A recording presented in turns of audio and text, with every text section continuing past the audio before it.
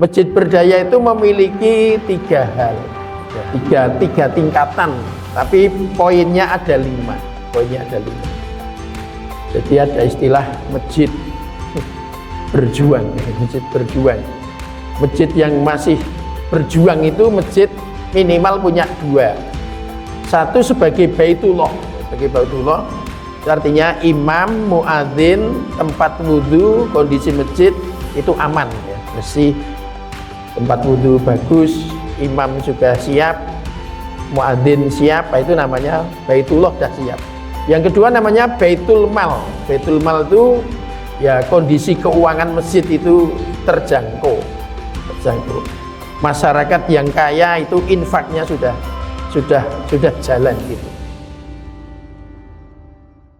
Assalamualaikum warahmatullahi wabarakatuh. Alhamdulillahi rabbil alamin. Wassalatu wassalamu ala asyrafil anbiya'i wal mursalin wa ala alihi wa sahbihi ajma'in, amma ba'du.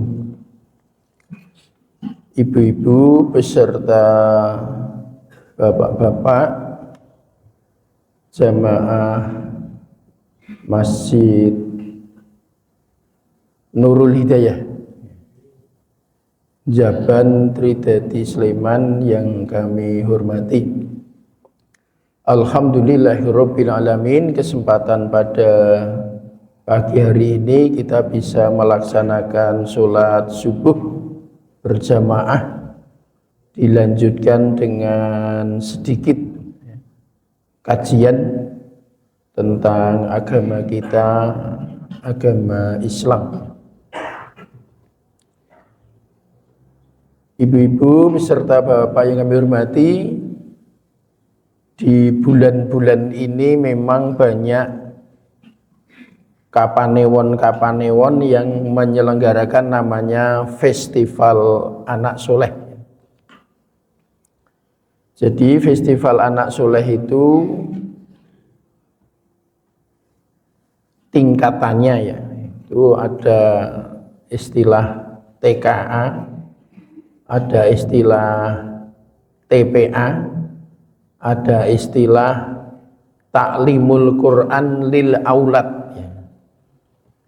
Di taman kanak-kanak Al-Quran, taman pendidikan Al-Quran, dan Taklimul Quran lil Aulad. Itu kalau dalam sisi lomba memang dibatasi. Yang paling kecil itu TKA itu maksimal 7 tahun, jadi 5 tahun sudah bisa ikut lomba. Lantas TPA itu 12 tahun, lantas nanti TKA itu sampai 14 tahun.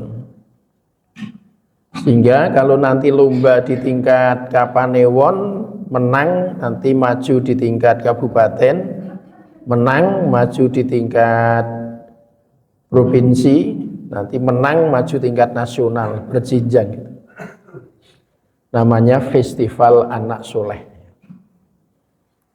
Nah, dulu pertama kali yang menjadi ketua panitia Festival Anak Soleh itu dalam sejarahnya adalah Ustadz kita dari Jogokarian, namanya Pak Jayir ASP.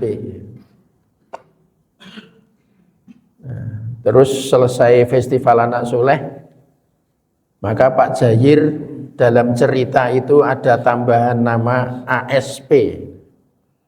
Konon kabarnya ASP itu singkatan dari Anak Soleh Pertama, ya, karena dia sebagai ketua panitia Festival Anak Soleh tingkat nasional. Nah, di Festival Anak Soleh itu lombanya berbagai macam ya. Kalau yang paling kecil itu mewarnai, yang tengah-tengah itu melukis, nanti yang paling tinggi tapi ya tetap anak itu kaligrafi, jadi ada urut-urutannya.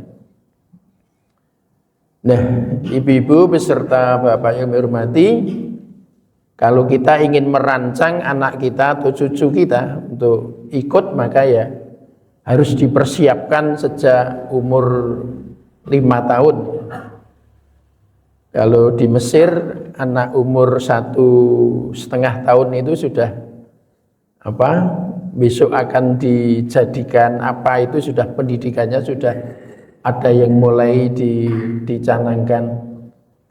Termasuk kalau mengatur anak-anak supaya tidak ramai di masjid, itu dibiasakan jam 10 pagi itu anak-anak itu dikumpulkan di masjid, terus bersama Pak Imam, bersama Pak Takmir.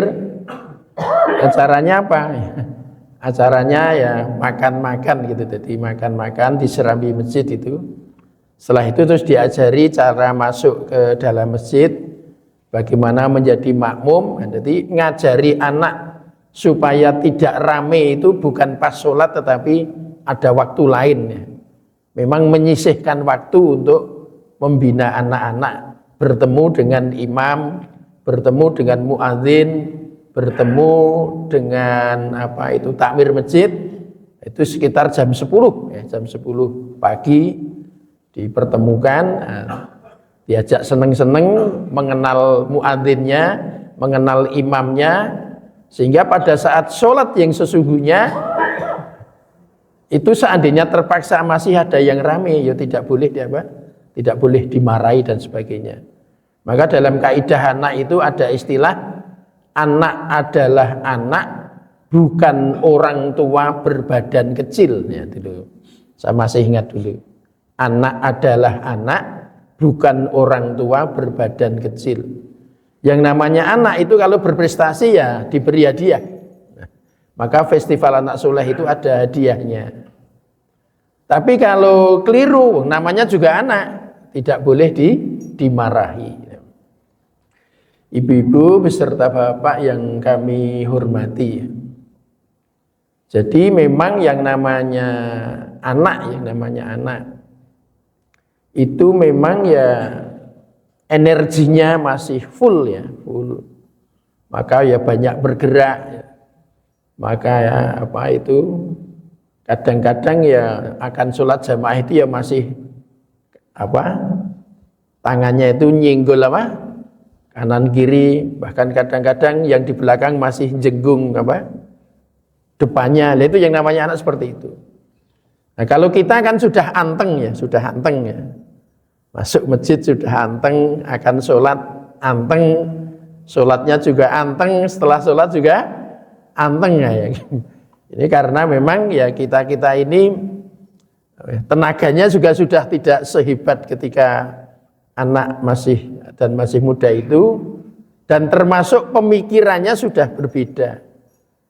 Dan awake dhewe niki kan wis dungane ya wis Rabbana atina fid dunya hasanah wa fil akhirati hasanah wa qina adzabannar. Jadi dungane awake dhewe niku nggih pokoke dunyane yo ayem ngeten iki, sukses sae, terus mangke pun mikir berikutnya besok di akhirat juga mohon kepada Allah supaya tetap punya kesuksesan. Nah, ibu-ibu, bapak yang berhormati, lantas kita sebagai orang tua ya, ini dalam rangka untuk mempersiapkan generasi yang akan datang saat ini, maka jadi pemikiran tentang masjid itu sudah berkembang ya. Kalau kita baca di ya artikel-artikel tentang masjid itu sekarang sudah berkembang menjadi berubah sampai sudah 3 kali. Dulu kalau kita lomba masjid itu mesti yang dinilai itu idaroh, imaroh, riayah. Idaroh itu catatannya. Jadi masjid itu ada catatan jamaahnya. Terus ada catatan nek riki nggih duwe dramben pira niku wonten napa? Catatanipun punya lemari berapa, punya AC berapa, itu yang nyatat namanya idaroh. Lantas yang kedua namanya imaroh. Imaroh itu kegiatannya. Kegiatannya itu namanya imaroh. Nah, terus yang terakhir namanya riayah. Nah, riayah itu seperti pengembangan, kebersihan, keamanan, pembangunan, itu namanya riayah. Nah, itu kalau persentase penilaian idaroh itu 30% catatan, kegiatannya itu 60%, pengembangannya itu 10%. Jadi kalau seluruh kegiatan itu tercatat, maka nilainya menjadi 90%. 60 ditambah 30. Pengembangannya juga tercatat, maka bisa 100%. Nah ini. Nah, setelah ini ada perkembangan masjid berdaya. Ini masjid berdaya. Jadi konsepnya dari Dewan Masjid Indonesia, masjid berdaya itu memiliki tiga hal. Tiga tingkatan, tapi poinnya ada 5. Jadi ada istilah masjid berjuang, masjid berjuang. Masjid yang masih berjuang itu masjid minimal punya 2. Satu sebagai baitullah, sebagai baitullah, itu artinya imam, muadzin, tempat wudhu, kondisi masjid itu aman, ya, bersih, tempat wudhu bagus, imam juga siap, muadzin siap, itu namanya baitullah dah siap. Yang kedua namanya baitul mal. Baitul mal itu ya kondisi keuangan masjid itu terjangkau. Masyarakat yang kaya itu infaknya sudah jalan gitu. Infaknya sudah jalan. Baitul mal. Lantas yang ketiga namanya baitut tarbiyah. Baitul tarbiyah itu kalau di dalamnya sudah ada kegiatan yang melibatkan anak muda. Anak mudanya ngajar TPA, anak mudanya memikirkan tentang kelangsungan masjid, ya, dan sebagainya. Oh ya, ini tadi ada dasarnya semua, ya. Kalau yang baitul tarbiyah ini ya dasarnya yarfa'illahu alladziina amanu minkum walladziina utul ilma darajat. Surat Al-Mujadilah itu. Jadi memang kita mengembangkan ilmu itu dan anak muda sudah mulai dilibatkan. Dan IT, ya, IT itu apa? Ya, termasuk ono catatane ning laptop adane gitu nggih. Kondisi masjid itu ada catatannya, ada tertime dan sebagainya. Itu namanya baitut tarbiyah. Jadi ada regenerasi sudah terpikirkan. Ya. Ten Murten wingi ketuane takmir pun ikrar ten jamaah pengen leren sing ketua takmir Murten sebabnya merasa sudah apa wis kesel banget nih, kesel banget kesel banget ya. Kemarin yang muda-muda sudah kita serai untuk segera rapat ya. Nek kula pun dangu, kula tadi ketua takmir pun 12 tahun dulu ya, sudah mundur ya, sudah jadi penasehat, ganti kakang kula. Mas saya, tapi mas saya sekarang masih, tadi kemarin malam sudah menyatakan ke masyarakat, aku tak mundur wis kesel. Aku engko dadi jamaah aktif, jamaah aktif. Serahkan yang muda-muda. Jadi ada regenerasi. Ya. Tadi malam saya juga ada pembinaan 16 takmir ya. Tapi yang dari Sleman hanya 1, yang banyak dari Ngaglik dan dari Ngemplak.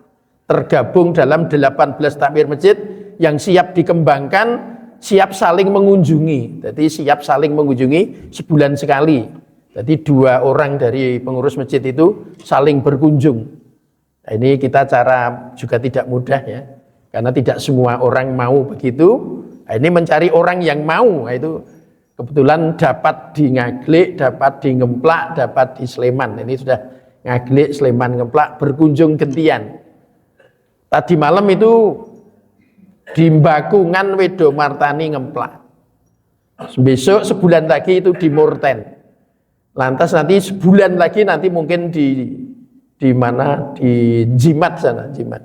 Mungkin sebulan lagi di Macanan. Di Macanan itu itu gantian kita. Gantian antara itu saling berkunjung, saling belajar tempat kamu bagaimana dan lain sebagainya. Tempat kamu bagaimana sebagainya. Itu baitul tarbiyah. Berikutnya baitul dakwah. Baitul dakwah itu kita sudah memikirkan ya, masyarakat kita baca, lantas kita pikirkan bersama-sama, kita dakwai ya, kita silaturahmi. Dan yang terakhir namanya Baitul Muamalah. Baitul Muamalah itu antara jamaah dengan jamaah itu sudah saling memberdayakan, Jadi nek ana sing dodol dawet gitu, umpamane gitu. Iku sesuk nek jaburan nek poso itu le tuku dawet yang gone jamaah niku. Nah, jamaah itu ana sing dodol pecel, berarti sesuk nek buka bersama le tuku pecel ning gone jamaah. Ana tukang pijete kene. Wah, berarti le pijet ning gone ana tukang cukur ya. Berarti le cukur ning gone gitu. Itu namanya Baitul Muamalah. Jadi satu dengan yang lain sudah saling iya. Ana penjahite. Wah, itu. Iya. Nah, sebagai penutup, sekarang ada lagi, tapi ini sedikit saja karena ada banyak sekali. Sekarang muncul lagi dari bekerja sama dengan DMI juga, Dewan Masjid Indonesia Pusat, Pak Yusuf Kalang ya. Itu dengan rumah dai, ini alhamdulillah di Indonesia sudah muncul dai-dai bagus sekali, dai-dai muda bagus sekali ya. Ada yang alumni Mesir, alumni Mekah, Madinah dan lain-lain. Ini bekerja sama bikin konsep ya. Konsepnya disebut dengan masjid, disebut dengan ya, jadi masjidnya itu begini. Konsepnya itu berarti kan teknologinya sudah harus ada. Nah, teknologi karena sekarang kan tidak mungkin takmir tidak punya HP, mesti duwe toh, mesti duwe. Tapi kondisi takmir itu di HP-nya itu sudah ada hubungan antara takmir dengan jamaah itu sudah bisa saling memantau dengan apa? Dengan teknologi, dengan apa? Sehingga diharapkan ada 3 istilah bangkit ya. Bangkitnya itu dimulai dari masjid ya. Masjid ini yang sudah ada niki dipolke le mengelola, dimaksimalkan sing pun enten niki pokoknya dibikin punya daya tarik buat masyarakat. Masjid bangkit pertama. Yang kedua, dari bangkitnya masjid itu menjadikan daya tarik, akhirnya masyarakat berbondong-bondong ke masjid. Nah, karena masyarakat sudah berbondong-bondong ke masjid, sehingga yang ketiga bangkit peradaban. Jadi yang diharapkan nanti masjid itu menjadi penentu peradaban masyarakat. Harapannya kehidupan masyarakat itu diwarnai oleh kehidupan masjid. Harapannya. Jadi bangkitnya mulai dari masjid, punya daya tarik masyarakat. Lantas masyarakatnya berbondong-bondong ke masjid, membuat konsep sehingga konsep kemasyarakatan itu ada di dalam masjid. Nah, ini namanya masjid peradaban. Dan untuk membentuk ini sekarang anak-anak muda itu sudah membuat konten-konten aplikasi. Seandainya kita menghendaki itu bisa mengundang anak-anak muda yang sudah ahli-ahli itu. Ya saya termasuk bagian yang senang saja ikut berkumpul, ya senang ikut berkumpul. Tapi orang seperti saya karena sudah 62 tahun ya nek kon mikir sing jeru-jeru ketuk IT pun mboten kuat. Sudah IT itu serahkan anak-anak muda. Nggih sing sepuh niki nek duwe dana melu napa? Melu ngragati. Anak-anak muda memang senengane nek pelatihan ki ya ning rumah makan gitu dan sebagainya. memang ada gerakan-gerakan seperti itu. Sehingga satu dengan yang lain itu saling memberdayakan, terus ada peradaban yang harapan berikutnya nanti masjid itu mulai dari gerakan anak-anak, gerakan remaja sampai orang tua itu. Bapak Ibu-ibu, perlu kita perhatikan bahwa di kota-kota besar sudah mulai ada orang yang diam-diam bikin gerakan yes. Sing orang nganggo agama, sing orang nganggo agama ki akhirnya ya aneh-aneh.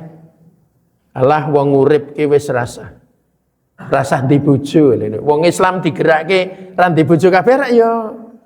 Ya oh Gus ora ya entek wonge. Napa niku?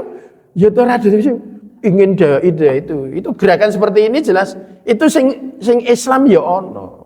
Ya ora sithik. Nah maka dari itu ini gerakan ini harus kita antisipasi bersama-sama maka peradaban itu harus kita pegang, masyarakat itu harus kita pegang, ya supaya apa nanti, dan jamaah masjid itu bismillah sesuai dengan kemampuannya masing-masing, bismillah sesuai dengan kemampuannya itu berjuang dalam rangka untuk memajukan masyarakat, sehingga apa yang difirmankan oleh Allah dengan kata-kata, dengan kalimat ya, innad dina indallahil Islam, bahwa agama Islam itu diridhoi oleh Allah.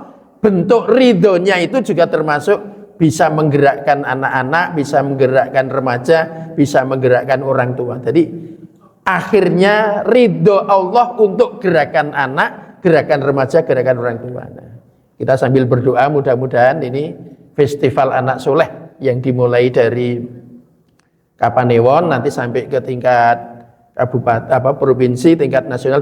Daerah Istimewa Yogyakarta pernah meraih 4 besar tingkat nasional. Wah, ini luar biasa. Kan DIY itu cuma kecil, tapi pernah di tingkat nasional itu kita meraih 4 besar pada waktu itu. Nah, mudah-mudahan di masa-masa yang datang, termasuk masjid kita, Masjid Nurul Hidayah Jaban, nanti semuanya kita gerakkan bersama-sama. Tridadi kita gerakkan bersama-sama. Mudah-mudahan nantinya akan mendapatkan keridhaan dari Allah Subhanahu wa taala. Amin ya rabbal alamin. Monggo kita syukuri sarengan ganti wawasan doa akhir majelis. Subhanakallahumma wa bihamdika asyhadu an la ilaha illa anta astaghfiruka wa atubu ilaik. Alhamdulillahi rabbil alamin. Assalamualaikum warahmatullahi wabarakatuh.